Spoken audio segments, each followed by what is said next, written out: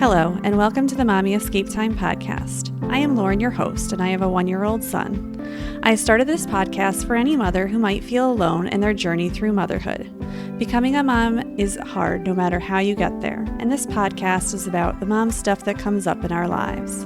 Listen, enjoy, and connect with us on the Mommy Escape Time podcast. Hello, and welcome to the Mommy Escape Time podcast. I am Lauren, your host, and like I said on last show, it will just be me for a while. I had a bunch of stuff planned to have a bunch of people on and record with me, and then I lost power for 4 days, and those were the 4 days that I had set up for people every day to record with me. And I had 8 shows that I was supposed to do in those 4 days and did 0 of them. So it'll just be me for a little while. And tonight I'm recording this at night, and this is my last night before I go back to work. And I had the best day with my son today. It was like the best day I think I've had in a long time. I've had a lot of great days, but like I mentioned on last time's podcast, at the very end, I talked about how I went to an ear, nose, and throat doctor, and he blew my mind because my issue is not an ear, nose, and throat issue. It is a neurological issue. And even though I'm no closer to seeing a neurologist, I definitely can treat everything a lot differently. And I've so much more energy than I've had in so long. I don't need a nap every day. There's so many things I just can do so differently in my life. And I'm not frustrated when things that would help people with their sinuses don't help me, because that's not the issue that I'm having. So it's just, I think since I've started that medicine, I've just been a totally different person. And I feel so bad for anyone who's been around me the last 6 months when I've had all these sinus issues, because I probably have just been so horrible. So I've had the best 10 weeks ever. Not working. Doesn't even matter that there was COVID. It ruined some stuff. Didn't get to go to Disney. Didn't get to do a lot of the summer plans that I had planned with my son. But we still had fun. I think the most frustrating part is that I still go to stores and it's completely out of things. This week I just needed some vinegar. Out. No store. I mean, the shelves, the aisle where vinegar is completely empty. I was almost so desperate that I almost bought salad dressing to use, because I'm well, at least it's part vinegar. But it wouldn't have worked. It was for cleaning, so it would not have worked. But yeah, it's just so frustrating that things like that. The other thing that's out is toilet bowl cleaner. There is no toilet bowl cleaner. 0.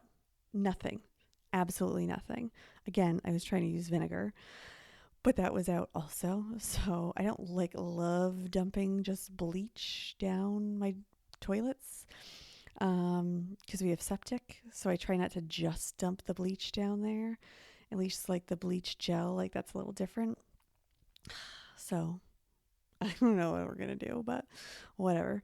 I guess we'll just do baking soda and we'll live with that for a while. So I think I'm just so over going to the store and try to get something and it's just not there. I'm so sick of that. So I'm hoping that these common items might come back. Maybe in a few weeks they might come back. So we'll see. I do want to update you. We did start our chore chart that we do a little something every day, and we've been pretty good with it so far. So that's pretty good. Like that. But today's episode, it's not going to be super, super long, but I've had a lot of people contact me since the last episode about how to be the parents at home that work and also homeschool their kids, or have them do remote, or sometimes do remote, sometimes be in school, and some suggestions as a teacher that I might have. So I'm going to these are things that you should just kind of keep in the back of your mind, maybe think about as you get ready for school. The first thing is that if you are still doing meetings from home yourself, or you have your kids doing any sort of virtual meetings, please understand that almost all kids are going back the week of Labor Day. So most of the country, everyone will be back in school at that point. Everyone is most likely having some sort of virtual option. Even if the schools are open completely, there are some kids that still will be home and will have a virtual option. So please understand that if you have a Google Meet or a Zoom meeting, whether you're a child or an adult, it's going to crash. It's not going to work on certain days. It's going to be slow. There's going to be technology issues. As a teacher, I would tell all my parents and all my students, you try it for 5 minutes. If it doesn't work, you stop. Okay? You stop and you walk away. Maybe you come back in 5 or 10 minutes. Maybe you leave it and you skip that meeting for the day. It's so important to not get frustrated by that. Texas went back last week or 2 weeks ago. I can't even remember. And I already had a parent messaging me saying the first meeting didn't work. And it was because everyone in that area was all trying to get on, and the system is not, Google and Zoom are not made to carry that many people out. High-speed internet is not made for every single person to be using it. It's not built, your homes are not built for the same type of internet capabilities as like a school would be. So please don't get frustrated. Missing one class at this point is nothing compared to missing weeks and weeks and weeks. So just please don't get frustrated over that. Walk away. It's done. You know what? I don't even let your kid watch TV. Who cares? It's okay. It's one thing, and you'll be able to figure it out at another time. The other thing is if you are at home or even not, and like I'm in this weird, the kids are in some days, they're not in some days, but then we have days where we're just supposed to be on the computer the entire day in a meeting, which that's the one thing I can't stand. Like, why would I need to be in a meeting from 7:30 in the morning till 12:40? It's not good for anyone, and it's definitely not good for kids to be at the computer straight for that amount of time. Please have kids take breaks. I know that's such an obvious thing, but sometimes when you have multiple kids and you're trying to figure out, like, okay, they just did this and now they have to do this work and whatnot. Again, if your kid is going to a physical school and there are physical times that your kid needs to be in a meeting, that is the only time that you are required to do those things at a certain time. Okay? So just be flexible with yourself, be flexible with your kids. Please do not let them be on a computer for longer than an hour, especially if they're younger kids. Please don't let them be on the computer more than a half an hour, and then they need a break, like get up and walk, movement break. Like you could have a thing where they have to like run around outside around the house, or they could, I don't know, you could have some activity that they have to do after every meeting that they have, even if it's just for a minute, just to take that break and not look at a screen for a little while. So I haven't figured out how I'm going to do that on my day that I have to do 7:30 to 12:40 with no breaks. But I'm hoping that there's something that I don't know about that. So, especially because right now I don't even have a computer for school. So I'm not sure how that would even work. The other thing is that you should start a consistent schedule. So this week I'm not starting school till Thursday, today, when this podcast is being released. But on Monday, I started my normal routine of what I was going to do in the mornings. Like I woke up at 5, did my workout, got dressed, got ready for the day, breakfast with the family, and then by whatever time I have to normally leave, I made sure that like we were done with breakfast, ready to go. We weren't going anywhere specific, but we were just like ready to go, trying to get my son in that routine of the morning, make sure I know I can get all this stuff done in the morning. Um, and that's what you should be doing with your kids, whether or not it's part-time or full-time or all the time home, all the time at school. You should every day have your kids get up at the same time, go through the same morning routine, even if they have extra time in the morning. Like if they normally get up at 6:30, then you still have them get up at 6:30 even if they're going to be at home. They need that constant routine because I don't know how every district is working because the high school is part-time. The goal is that eventually we will be full-time. We don't know when that's going to happen. They are not going to give us that much warning. There's some secret plan out there that if we get to this benchmark, then the kids will go full-time, but we don't know what that is. So our plan is reevaluated, I think, every 2 weeks. So I'm assuming that every 2 weeks the option is that we could go full-time.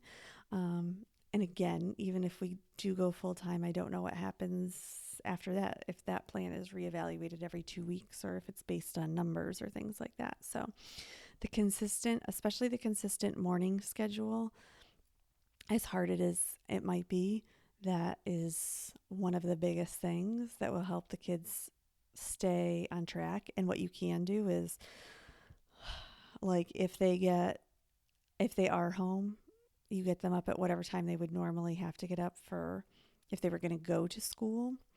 And then if they have extra time in the morning, then they can watch TV until X amount of time, or they can do this until, whatever it is that they like to do. But that consistent schedule, that was a big problem when we first got sent home, as kids just could not get up. It wasn't consistent. They kept being told 2 more weeks, 2 more weeks, 2 more weeks. And then we just didn't know. So, the also, if you have multiple kids, you have to have some sort of agenda. Maybe color code it for each kid so you know what time what meeting is. And that is a great thing to do together, everyone, all the kids together, and they tell you maybe what time they have meetings, or you might have to help younger kids or whatnot, but and then have it in a paper, like agenda type thing, and you could just use a regular notebook. It doesn't even matter, and just write the day at the top and just write the times of when the meetings are. That helps kids stay organized. You stay organized. Then there's one place you have to look, and that's it. It's easier on paper. And you can always take a picture of it with your phone so that you can just keep looking at it at your phone. So you don't have to walk around with a notebook all the time. But writing it down helps you remember things, and physically handwriting it, not typing it into your phone. So for some people, that's very hard to do. But I do recommend that. It's something that we recommend for kids, especially high school kids, to get used to knowing when they have meetings, where to go, what time, all that stuff. So, and that's something, if you're a parent and you're not at home, but your high school kid is, then also you can, text them 5 minutes beforehand, like, this is where you should be. You have a meeting, make sure you're there, all that kind of stuff. So, yeah.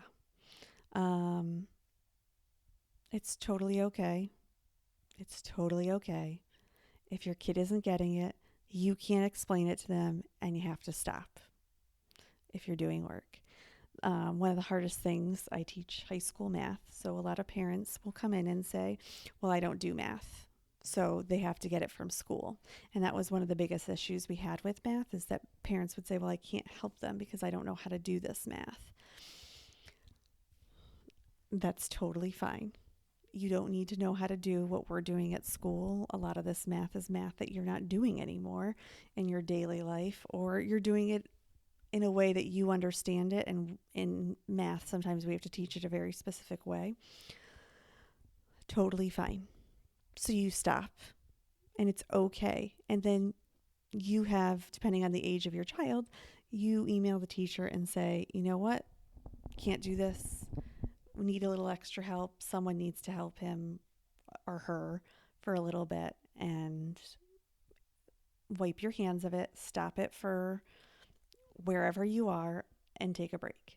And it is 100% okay, and if it is possible for you, to hire someone to sit with your child and do some of this stuff. I know a lot of people, a lot of my friends who are stay at home moms are taking in other kids, um, so that, or some parents are like rotating because the kids some days are in school and sometimes at home.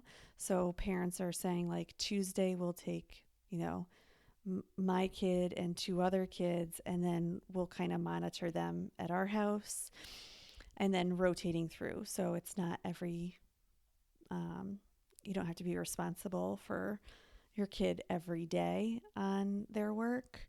Um, there are a lot of high school kids, there are a lot of college kids that can help you. There are a lot of recent graduates that cannot find jobs that are willing to be flexible and help your kids. If it is affordable, I would do that. You can even pool together three of you and hire someone um, that comes to one of your houses or rotates through the houses throughout the day, or throughout the week, even. It's totally, these are all acceptable things. I've talked about Wendy Speak before. She, before all this happened, homeschooled some of her kids for some of their classes, and some of her kids went in full time, and some of her kids did total homeschool. And she talked about how, even with being a homeschool teacher, sometimes she just had to hire someone else to work on maybe a subject or a specific topic with her child, because it just wasn't gelling. Um, so you shouldn't feel like you have to do everything. You shouldn't feel like you have to work and have your kids work also. Um, Obviously, you have to feel safe that you would allow someone in your house, and you might make it that, that person comes in and your child or whatever other children are only walking in and going to that one room, and that's it.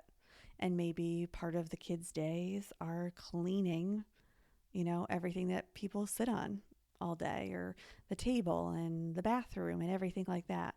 Um, and that can totally be part of the day, and the door handles. Um, so I would give that.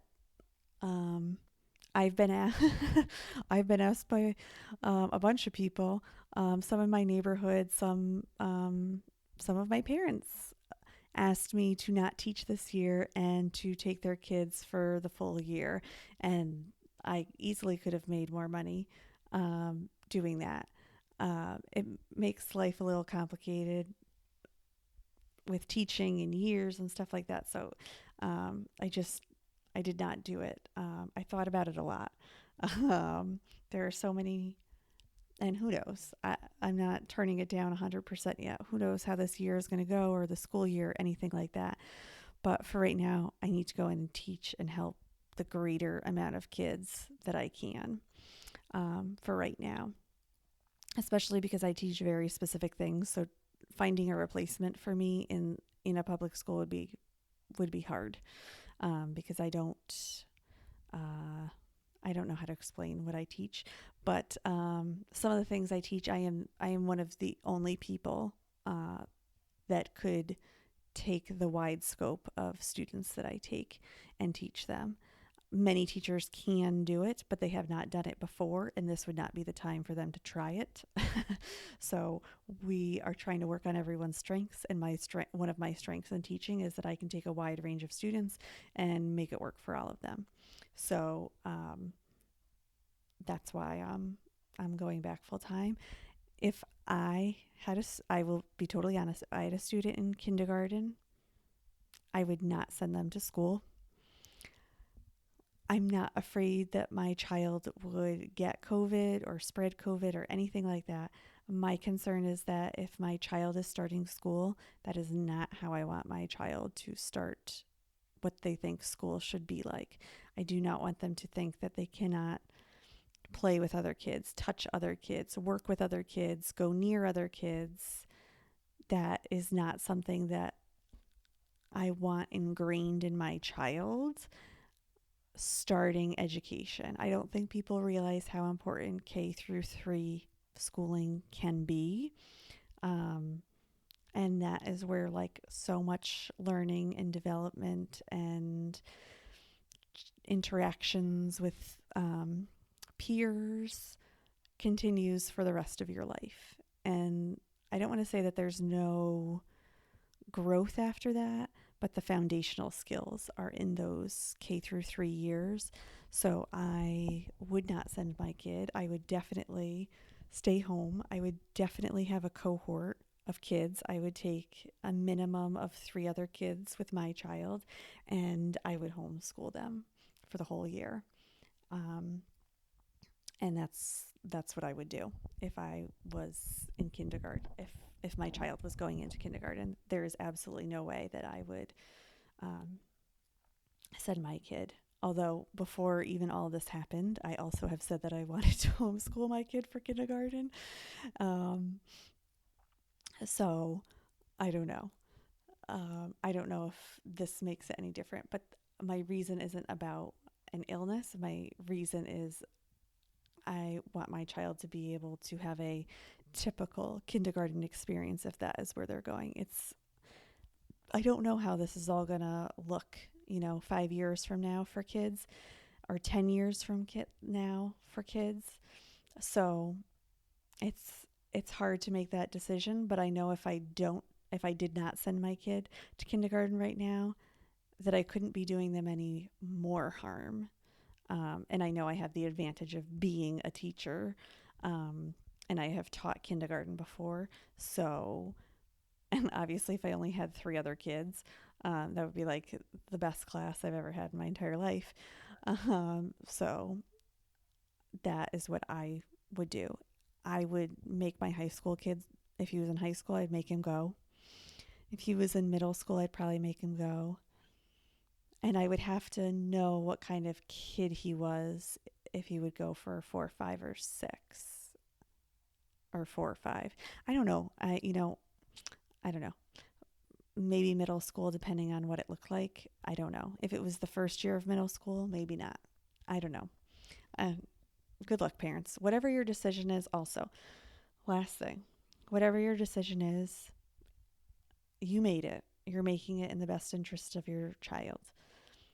Do not feel that you are locked into that position. I 100% guarantee you that if you wanted to all of a sudden send your kid, your district would allow you. If you all of a sudden want to pull your kid home, you absolutely can do that. If any district says that either way, it's not okay, I 100% guarantee you it is okay. You can do whatever you want. Be vocal, get what you want, do what's best for your child. It's okay if it keeps changing. You're the parent. Do what you need to do for your child. The end of story. Your child comes first. Who cares? People's feelings hurt. School mad at you. Doesn't matter. You fight, you get what you want, because that's what you should have for your child. If it's not offered, like if your school is closed and you want to send your kid to school, there's nothing you can do with that. But if you made a decision and you said you wanted to keep them home and then you want to send them in, or they went and then you want to keep them home, you do what you need to do. It's your family. It's your kid. You need to sleep at night. Do what you need to do. Okay. Okay. So I had talked in July that at the end of every month I was going to talk about how I was planning for my Disney trip, because I didn't get to go this year. I am trying to stay hopeful that in 2021 I am going to get to go to Disney World. However, there have been a lot of announcements lately that are making me feel like we are not going to be able to go next summer, which is scary to think that a year from now that things might not look any different than they do right now. I am hoping that some of this is like media hype, and because it's around convention time for the Democrats and the Republicans, that maybe we're dramatizing some stuff. So I'm just very hopeful that I can still go. So I'm trying to think of things. So every month I make a payment for my Disney trip, which is like completely refundable up until um, a few weeks before my trip. So I would know at the end of May if I was going to go or not next summer. Um, and my husband and I already wrote down the reasons we would not go next summer. And I can't believe that my child would be my child would then be 4 by the time we got to finally go to Disney. And I told my husband, if that happens, we're going like 7 times. So, in 1 year, to make up all these times. So, we every month I make a payment to Disney, but I also start like gathering supplies or things that I'm doing. So, one of the things that I'm doing is, if you don't know, going to Disney World is expensive. The food is also very expensive. Now, we don't eat a lot of restaurants, like a sit down restaurant type of that deal. We do a lot of, it's called quick service at Disney, but it's like it's fast food when we're at Disney. So, what I have done is I have thought about our trip and where we would eat, and I literally priced out what every meal would cost for each person and came up with a number, including sales tax, and figured out about how much money it would cost us to eat at Disney World for those days. So, what I'm doing every month is I am buying gift cards and putting those away. Eventually, I'll combine them into one. And when I get to Disney World, I'll have them put that Disney gift card, I'll make it all one amount. So let's say it's $500. I'll have them put that on my account so that every time we eat, we're taking money from that gift card. And then if we go over, then I'll pay for that. I actually don't, I'm trying to under buy the amount of gift cards I would need because it's okay if you spend a little more money on food. And also, my mom is coming with us, so she might pay for certain meals. And I don't want to have all this money left over after the trip with gift cards, even though obviously I'm going back and obviously we can use them again. But I try and plan that all out so that I'm not overspending and have like a huge bill at the end or like after our trip. And I'm also not trying to buy so much ahead of time that I've like ruined our regular budget throughout the year either. So if I do go back again in 2021, or even again early 2022 with my son, I'll know about how much food we'll need and money we'll need, and I can save from our summer trip up until the next trip. So I don't need to buy it all at once. So that is my August plan. And then next month, at the end of the month, I will try and remember and tell you what I'm doing in September to get ready for, because each month I try and buy something. So when it's kind of like spread out more. So it doesn't feel like, oh, we need this, we need this, we need this, we need this. And I spend like $500 in 1 month or in one trip to a store to get the stuff that we need. Because that's not helping you to spread it out. And also, there's certain things that I buy at certain times of the year to make it cheaper because things are cheaper at different times of the year. So that's it. So I will end the show with something that I love about my son right now. And one of the things I love about my son is I feel like he is starting to come up with his own interests. And not that he hasn't before, but he's really into trucks, like seeing trucks working, specifically seeing like digging trucks working. And I think it's so exciting because it's something he just sees in his everyday life that it's not like I introduced it to him. Like Disney stuff I've introduced him to, but the trucks is like his own interest that he like really likes. So it's so amazing to see how much he likes it and wants to learn about it, and he knows like the vocabulary from it. and it's something new for me. So I love learning something new all the time. So it's been so much fun. And he's just so cute watching all that stuff. So, anyways, that will wrap this up so I can enjoy my last night before I go back to work. I hope everyone stays safe, and I will talk to you again next week. Bye.